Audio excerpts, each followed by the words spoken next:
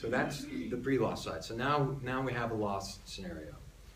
This image is actually a video, and I wanted to have it here because once the loss happens, things move very quickly.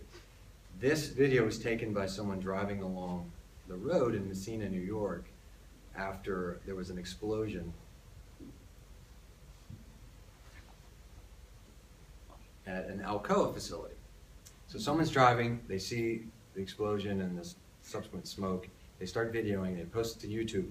The adjuster actually sees the video on YouTube, calls the risk manager at Alcoa, and tells him, he learns about his loss from the adjuster watching it on YouTube.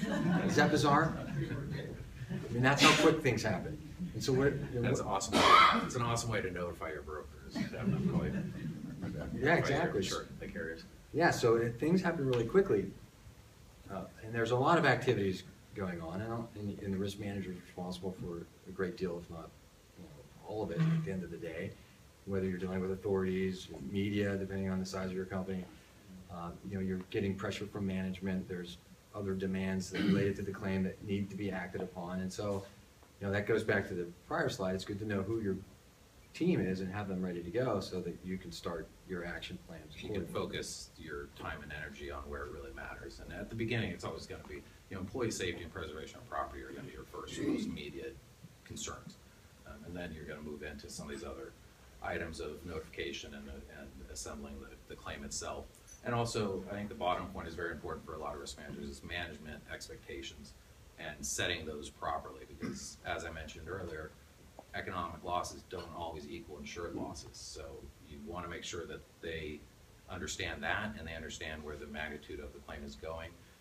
And also you want to set the expectations for the adjuster properly as well, because they have a very important job at the beginning, and that is to set the reserves and come up with loss estimates.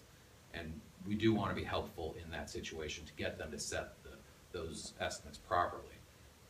If you don't do that, you're setting yourself up for failure later, because the adjuster then has to go back and potentially adjust what they previously told their bosses. And that's always a difficult thing to